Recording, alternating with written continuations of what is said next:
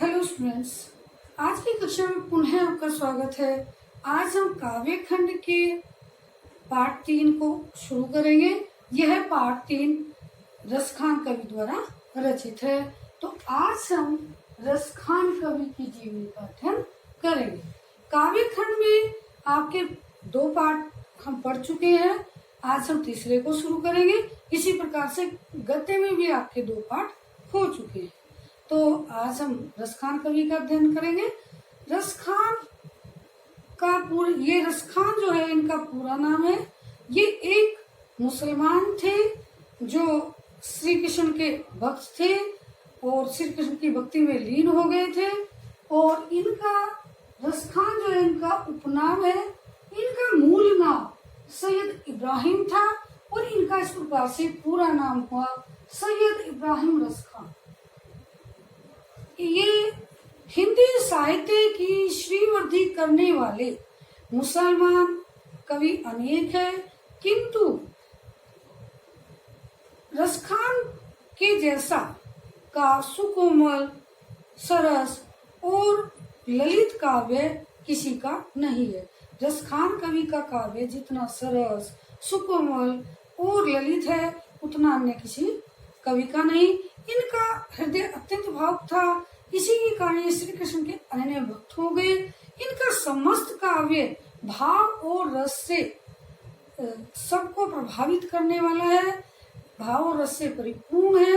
ये श्री कृष्ण भक्त कवियों में इनका स्थान अद्वितीय है। इनका जन्म, ये दिल्ली के पठान सरदार थे। इनका जन्म दिल्ली के राजवंश में माना जाता है। इनके ग्रंथ प्रेम वाटिका के आधार पर उसमें कुछ पंक्तियां लिखी है जिनसे यह प्रमाण मिलता है कि इनका जन्म जो है एक राजवंश में हुआ था। ये वे पंक्तियां हैं। देखी गदर हित साहिबी दिल्ली नगर मसान, देखी गदर हित साहिबी दिल्ली नगर मसान, छिनी बादशाह वंश की ठसक छाड़ी रसखान। कि देखी नगर हित साहिबी दिल्ली नगर मसान, छिनी बादशाह वंश की ठसक छाड़ी रसखान। कि रसखान कवि ने जो है दिल्ली में एक उपद्रव हुआ था जिसमें भीषण नरसंहार हुआ था, जिसके कारण इनका मन अत्यंत व्यथित हो गया और ये दुखी होकर के ब्रज में चले आए। कहा जाता इनके यह जो उपद्रव दिल्ली में हुआ था इसका समय सन जो है 1555 ईस्वी के आसपास बताया गया है। तो इस प्रकार से जो रसखान कवि जी है इनका जन्म सन 1533 ईस्वी में दिल्ली में माना जाता है। कुछ विद्वान हरदोई जिला उत्तर प्रदेश राज्य के जिला हरदोई में एक पिनाही स्थान है उस पर मानते हैं, लेकिन अधिकांश विद्वानों के अनुसार इनका जन्म जो है वह दिल्ली में ही बताया जाता है। और डॉक्टर नगेंद्र भी इनका जन्म 1533 ईस्वी के आसपास से स्वीकार करते हैं। तो इनका जन्म सन 1533 ईस्वी में हुआ। कुछ विद्वान इस प्रकार से 1558 भी इनका जन्म मानते हैं। तो आरंभ में युवावस्था में इनका चाल चलन बहुत अधिक अच्छा नहीं था। बाद में ये विठलनाथ के दिल्ली के उपद्रव को देख करके, दिल्ली के भीषण नरसंहार को देख करके, जो कि 1555 ईस्वी के आसपास हुआ था, ये लगभग ये जो है वहां से चले आए और इनकी भेंट जो है विठलनाथ से हुई। उन्होंने इन्हें वैष्णव धर्म की दीक्षा दी और उसके बाद इनका अधिकांश जीवन ब्रज में ही बीता। ब्रज से इतने प्रभावित हुए कि इन्होंने अपने काव्य का विषय जो है ब्रज को ही बनाया। ब्रज का वर्णन, श्री कृष्ण की भक्ति में इतने लीन हो गए कि ये हर जन्म में ब्रज में ही लेना चाहते हैं। इन्होंने एक प्रसिद्ध दोहा भी लिखा। इन्होंने एक दोहा वो सवैया लिखा है। मानुष हो तो वही रसखानी, बसो ब्रज गोकुल गांव के द्वारा, जो पशु हो तो कहाँ बसो मेरो, चरो नित नंद की धेनु मझावन।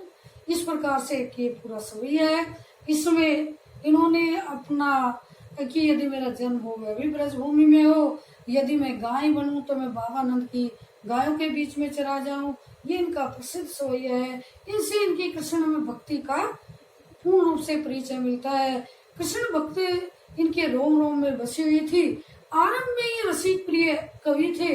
इनकी काव्य से पता चलता है और बाद में ये अलौकिक प्रेम के श्री कृष्ण के भक्त हो गए और श्री कृष्ण की भक्ति, उनके बाल वर्णन, उनके जो है श्रृंगार का, उनके श्रृंगार के वियोग, उनके प्रेम का वर्णन आदि उन्होंने बड़े ही अपने काव्य में किया है।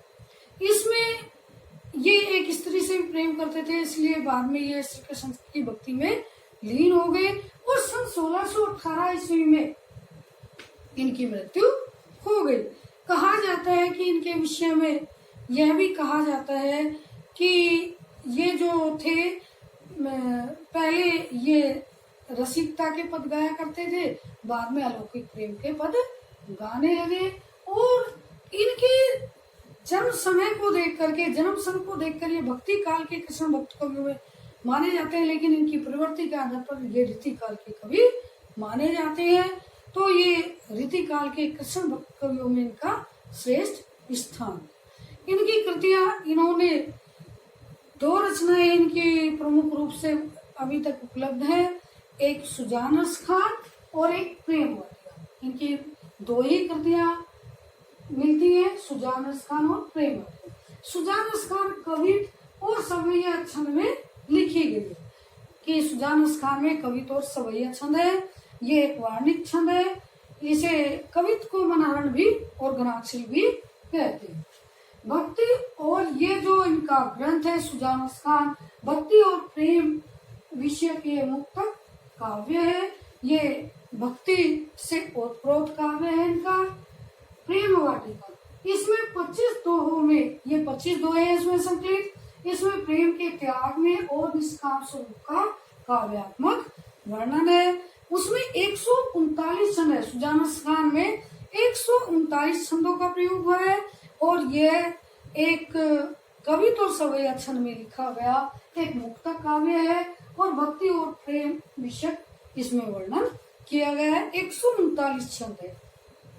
प्रेम वाटिका, इसमें 25 दोहों में प्रेम के त्याग में और निष्काम स्वरूप का वर्णन किया गया है।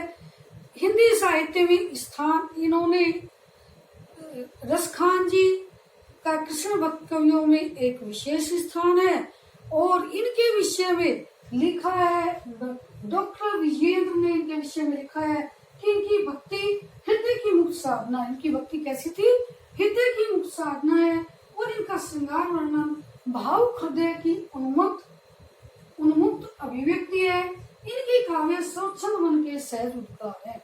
इनके विषय में डॉक्टर विजेंद्र ने लिखा है कि इनकी भक्ति हृदय की मुक्त साधना है और इनका श्रृंगार वर्णन भावुक हृदय की उन्मुक्त अभिव्यक्ति है। इनकी काव्य स्वच्छंद मन के सहज उद्गार है। इनकी भारतेंदु हरिश्चंद्र ने भी इनकी श्रेष्ठता को देखकर लिखा है कि इन मुसलमान हरिजनन पे कोटि हिंदू वारी। इस प्रकार से कि अनेक मुसलमान कवि हैं हुए हैं जिन्होंने श्री कृष्ण की भक्ति के ये उनमें से सर्वश्रेष्ठ उदाहरण है कि जिस प्रकार से इन्होंने उनका वर्णन किया अन्य किसी कवि ने नहीं किया। ये इनका रोम रोम में श्री कृष्ण बसे हुए हैं। वे उनकी अगले जन्म में भी वे ये कहते हैं कि मेरा जन्म भी ब्रज में हो, मेरा हर काम श्री कृष्ण से हो।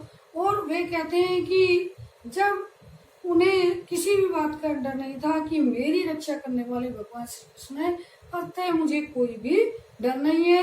असंख्य हिंदू इनके लिखे हुए काव्य से भाव विभोर हो उठते हैं, इनके काव्य के रस का आनंद लेते हैं। इसलिए भारतेंदु हरिश्चंद्र ने इनकी महत्ता को स्वीकार करते हुए लिखा है कि इन मुसलमान हरिजनन पर कोटि हिंदू वारी। धन्यवाद।